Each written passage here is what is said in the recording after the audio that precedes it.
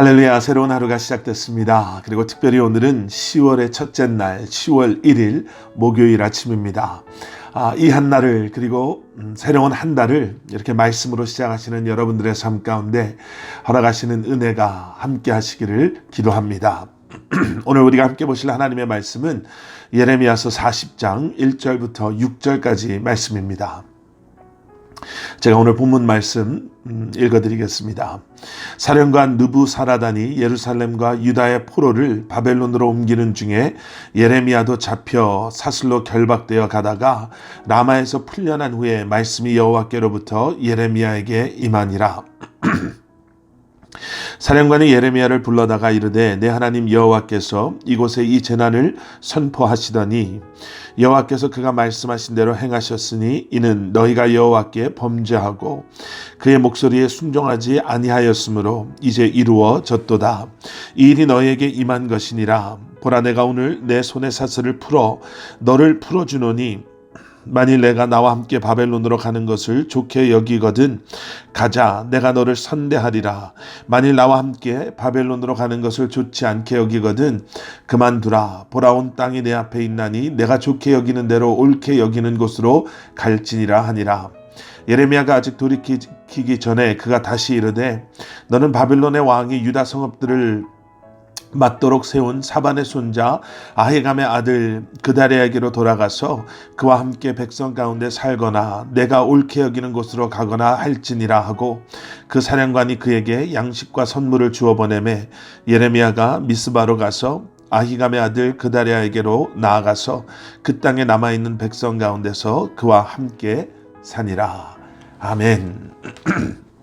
예루살렘 성이 무너지고 그리고 불타게 되고 바벨론에게 함락되어졌습니다.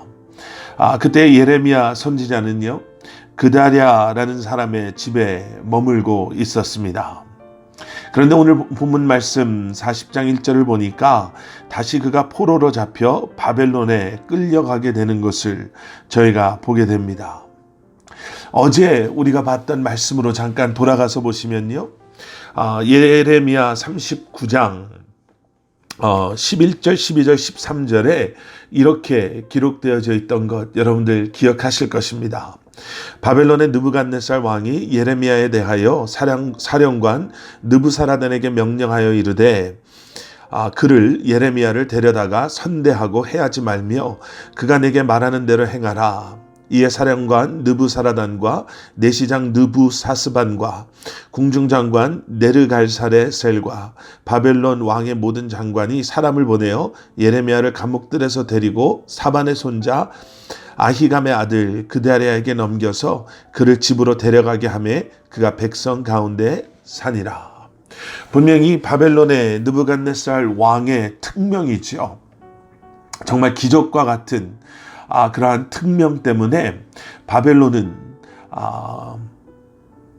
남유다의 왕과 또 유다의 귀족들이 당했던 수치와 고난과 죽임을 당하지 않고 오히려 선대를 받고 다른 사람들처럼 감옥에 갇히거나 끌려가지 않고 그다랴라는 사람에게 넘겨져서 그의 집에 머물게 됩니다.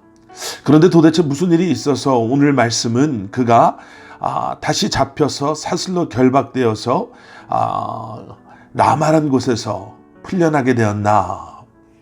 아마 이렇게 한번 예상해 보면 좋을 것 같습니다.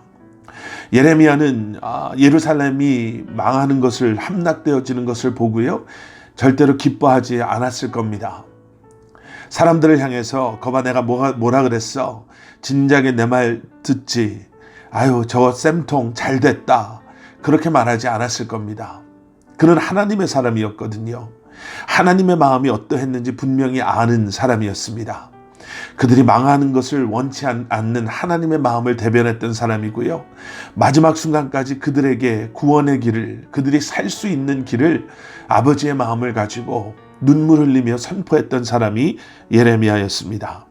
그래서 그렇게 편한 곳 그다랴의 집으로 그가 옮겨졌음에도 불구하고 그는 가만히 있을 수 없었을 것입니다. 결국에는 하나님은 구원을 원하신다, 회복을 원하신다는 것을 알았기 때문에 지금 고통 가운데, 그리고 그 나머지 남아있던 사람들을 향해서 끝까지 하나님의 그러한 마음을 선포했었을 것입니다. 아마 그렇게 하다가 그런 사람들과 함께 바벨론 군대에게 붙잡혔을 거다라고 우리는 추측해 볼 수 있습니다.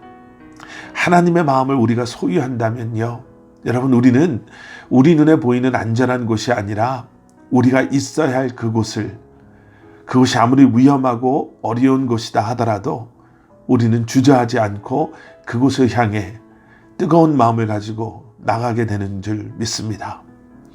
1절에 나오는 라마는 어떠한 곳이었나? 라마는 예루살렘에서요, 한 5마일 정도 떨어져 있었던 그러한 곳이었습니다. 그리고 바벨론은 그곳에 우리로 말하면 임시 포로 수용소 같은 곳을 만들어 놓고 사람들을 그곳으로 옮겨가고 했습니다. 그리고 그곳에서 사령관 느부사라다는 노예들, 포로들 가운데 섞여 있었던 예레미야를 발견했을 것입니다. 그런데 거기서 놀라운 일이 일어나죠. 우리는 2절 이하에 나와 있는 이 사령관 느부사라단의 그러한 고백을 듣게 됩니다. 사령관이 예레미야를 불러다가 이르되 내 하나님 여호와께서 이곳에 재난을 선포하시더니 3절 여호와께서 그가 말씀하신 대로 행하셨으니 이는 너희가 여호와께 범죄하고 그의 목소리에 순종하지 아니하였으므로 이제 이루어졌도다. 바벨론의 사령관이요, 지금 일어나고 있는 이러한 일들을 이스라엘 백성, 남유다의 백성들보다 더 정확한 그러한 관점을 가지고 이해하고 바라보고 있는 것이죠. 이것을 보고 사령관 느부사라다는 믿음의 사람이다, 믿는 사람, 하나님의 사람이다 라고까지 말하고 싶진 않습니다. 하지만 분명한 것은 무엇이냐면요, 그에게는 하나님의 백성들이 가지고 있지 않았던 그러한 관점이 있었고, 또 분명한 것은 그렇게 이런 이방인도 보고 듣고 이제는 이해하고 선포하고 있는 이 사실을 부끄럽게도 하나님의 백성이라 하는 자들은 끝까지 들으려 하지 않았다라는 거죠. 여러분, 여기서 중요한 것, 우리가 한 가지 짚어볼 것이 있습니다. 여러분, 우리는 그리스도인입니다. 우리는 하나님의 백성이고 예수 그리스도의 십자가로 구원받은 그리스도인들입니다. 그러면 우리에게는 최소한 성경적인 세계관과 가치관이 있어야 합니다. 세상을 바라보는, 그리고 세상에 일어나는 일들을 바라보는 우리의 관점이 세상의 사람들과 같을 수는 없습니다. 성경적인 세계관은 과연 어떠한 것인가? 성경적인 가치관은 과연 어떠한 것인가? 하나님의 일하심을, 그리고 그 안에서 우리는 볼 수 있어야 하고요. 그리고 그 속에 있는 우리, 그리고 우리의 삶을, 그리고 우리의 삶에 대한 믿음의 고민들이 여러분 우리 안에는 있어야 합니다. 이러한 세상에 살아가는 우리가 성경적인 세계관, 가치관을 잊어버리고 이러한 세상에 살면서 그 어떠한 고민도 없이 세상의 흐름대로 세상과 똑같은 관점을 가지고 살아간다면 그것은 정말 부끄러운 일이 아닐 수 없습니다. 자, 그리고 5절 이하에는요, 또 한 가지 놀라운 사건이 있습니다. 예레미야에게 사령관 느부사라단이 선택을 말합니다. 자신을 따라가서 편안한 삶을 살겠습니까? 아니면 너가 원하는 이곳에 머물러 있겠습니까? 원한다면 네가 이곳에 머무는 것도 내가 막지 않겠다라고 이야기하죠. 이미 예레미야는 그 편안한 삶이 어떠할 것인가 라는 것을 조금이나마 경험했습니다. 다른 사람들이 다 포로로 잡혀가고 죽임을 당할 때 무슨 이유에선가 바벨론의 왕으로부터 선대함을 얻게 됐죠. 해하지 말아라 라고 바벨론의 왕이 명령합니다. 그리고 이제는 사령관 느부사라단이 자기와 함께 가면 내가 당신을 선대하겠다 라고 약속까지 합니다. 편안한 삶과 그리고 이미 망해버린 그러한 나라에서의 삶. 여러분 어떤 결정을 하시겠습니까?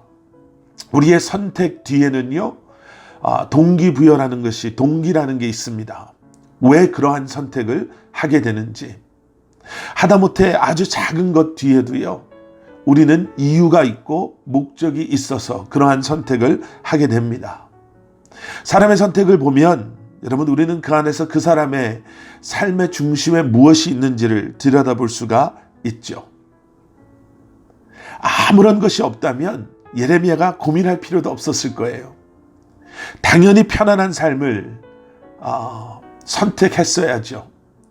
그것도 한 나라의 왕과 사령관과 관료, 관직에 있는 사람들이 자신에게 선대를 베풀겠다고 약속한 상황이라면 당연히 편안한 삶을, 당연히 바벨론을 선택했어야죠. 그런데 오늘 보신 말씀 6절 뒤에 나오는 것처럼 예레미야는 그 땅에 남아있는 백성 가운데서 그들과 함께 했더라. 그것이 예레미야의 선택이었습니다. 왜 그렇게 선택할 수 있었을까? 지금까지 예레미야는요, 위험 속에서도 위험한 선택을 주저하지 않고 여기까지 왔던 사람입니다. 그 이유와 똑같죠. 하나님의 뜻하신 바, 하나님께서 계획하시고 이루고자 하시는 것에 대한 확실한 믿음이 있었기 때문에 그는 위험한, 하지만 그럼에도 하나님께서 그에게 맡겨주신 그 사명을 선택할 수 있었고, 그와 동일한 이유 때문에 지금의 모습은 비록 이렇지만 하나님께서는 분명히 70년 후에 이 모든 것을 회복시키시고 불타버리고 망해버린 이 땅이 다시 하나님의 뜻 가운데 재건되어지고 그곳이 새롭게 세워질 것이라는 주님의 계획과 주님을 향한 지금도 흔들리지 않는 믿음이 있었기 때문에 그는 편안한 삶이 아닌 부름받은 하나님의 선지자로서, 사명자로서의 선택을 하게 됩니다. 여러분 오늘도 여러분들 삶 가운데서 수많은 선택을 하시게 될 것입니다. 말씀드린 대로 그냥 내리는 선택은 없습니다.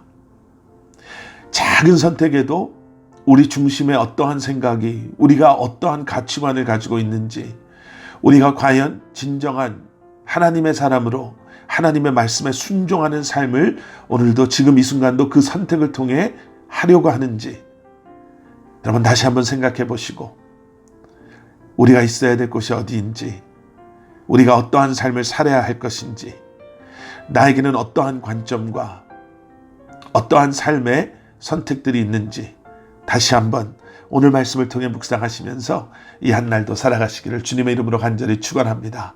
우리 함께 기도하시겠습니다. 사랑의 아버지 하나님, 감사합니다. 우리의 삶의 수많은 결정과 선택 속에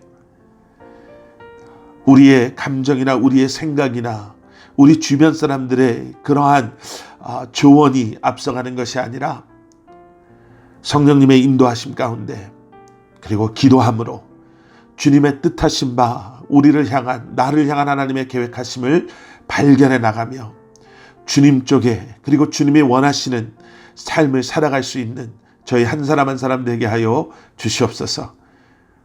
성경적인 세계관과 성경적인 가치관을 가지고 오늘도 우리 가정을 위해, 기업을 위해, 교회를 위해, 이 나라, 이 민족, 우리 조국을 위해 함께 기도하는 저희들 되게 하여 주시고, 그 기도를 통해 먼저 우리가 주님 앞에 드려지고 먼저 우리가 있어야 할 그곳에서 우리에게 주신 사명 감당하며 이 한날도 승리하는 저희들 되게 하여 주시옵소서. 감사드리오며 예수 그리스도 이름 받들어 간절히 기도드렸사옵나이다. 아멘.